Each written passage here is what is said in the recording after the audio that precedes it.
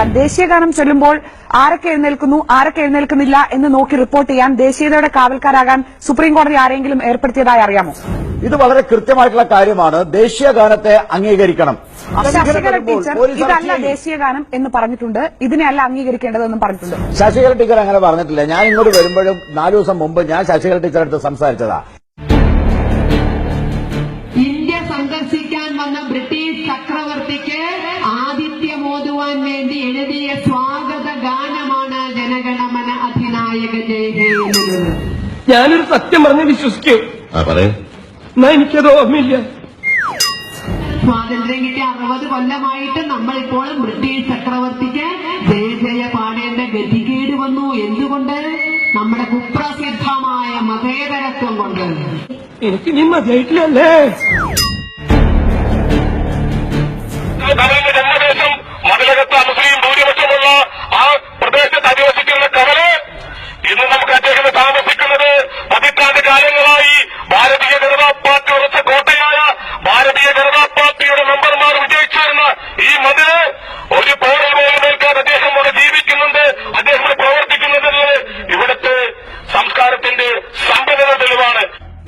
ഇനി ഒരു അച്ഛനും വേണ്ടിയ ചവിട്ടി പണ്ടമുട്ടിക്ക് ഒരു അടികാരൻ സിനിമയിലല്ലാതെ ജീവിതത്തിൽ അടികൊണ്ടിട്ടുണ്ടാ ഫിലിം സൊസൈറ്റി അടച്ചുപൂട്ടുന്നത് മാത്രം പറഞ്ഞുകൊണ്ട് ഞാൻ എന്റെ അധ്യക്ഷ പ്രവർത്തനം അവസാനിപ്പിക്കും. ദീർഘിപ്പിച്ചോളൂ. എന്റെ ധൃതിന്ന് വേറെ എവിടെയെങ്കിലും പ്രസംഗമുണ്ടാ? പ്രതിഷേധിക്കാൻ വേണ്ടിയിട്ട് ദേശീയഗാനം ആലപിക്കുന്നതാണോ ദേശഭക്തി? ഞങ്ങളെല്ലാവരും ഈ നാട്ടിൽ നിന്ന് അടിച്ചു ഓടിച്ചിട്ട് അവർ ഈ നാടിന് എന്താണ് ചെയ്യാൻ പോകുന്നത്? പിന്നെ ദേശീയഗാനവും രാജ്യസ്നേഹവും ആരുടെങ്കിലും കുത്തകയാണോ? അതെനിക്ക് മനസ്സിലായിട്ടില്ല.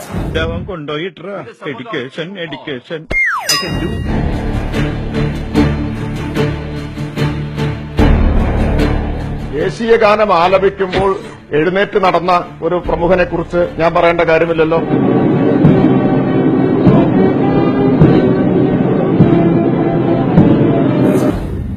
എന്നെ കൊടുമ സർവനത് जन गण मन अधिनायक जय हे भारत भाग्य विधाता पंजाब सिंध गुजरात मराठा द्राविड़ उत्कल बंगा.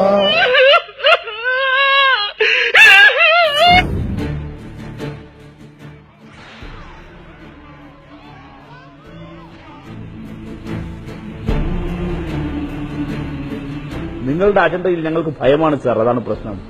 പണ്ട് BS മുൻജെ ഹിറ്റ്ലറുടെ മാതൃകയിൽ ഇന്ത്യയിൽ ഒരു മിലിറ്ററി അക്കാദമി തുടങ്ങി RSSന്റെ നേതൃത്വത്തിൽ. ആ മിലിറ്ററി അക്കാദമിയിൽ പഠിച്ചിറങ്ങിയവരായിരുന്നു കേണൽ പുരോഹിതും പ്രഗ്യാ സിംഗ് ഠാക്കൂറുമെല്ലാം. പിന്നെ അവരെ രാജ്യം കാണുന്നത് മലേഗാവ് സ്ഫോടനത്തിന്റെ വാർത്തകളിലാണ്. 10 of those arrested in Mecca Masjid, Ajmer Sharif and Samjhauta Express blast were linked to RSS. ചരിത്രമൊന്ന് വായിക്കണം. 920 ഉത്തർപ്രദേശിലെ ലക്നൌവിലെ ബഡേശ്വർ പോലീസ് സ്റ്റേഷന്റെ കേസ് ഒന്ന് പോയി അന്വേഷിക്കണം. അതിനകത്ത് 2 പേർ പ്രതികളുണ്ടായിരുന്നു. ഒന്ന് അടൽ ബിഹാരി, മറ്റൊന്ന് പ്രേം ബിഹാരി. അതിൽ അടൽ ബിഹാരി ഇന്ത്യൻ പ്രധാനമന്ത്രിയായിരുന്നു. ബ്രിട്ടീഷുകാർക്ക് മാപ്പ് എഴുതി പുറത്തു വന്ന ആളാ. അണ്ടമാനിലെ പോർട്ട് ബ്ലെയർ ജയിലിൽ മാപ്പ് എഴുതി പുറത്തു വന്ന വീര സവർക്കർ നിങ്ങളുടെ നേതാവാ. ഇവിടെ രാജ്യസ്നേഹം ഒരു വിഭാഗം തെളിയിക്കണം. അതിലെന്ത് യുക്തിയാണ്? ഏതായാലും നിങ്ങളെക്കാൾ രാജ്യസ്നേഹം ഇവിടുത്തെ മുസ്ലിങ്ങൾക്കും ഇവിടുത്തെ കമ്മ്യൂണിസ്റ്റുകാർക്കും ഇവിടുത്തെ ജനങ്ങൾക്കുമുണ്ട്.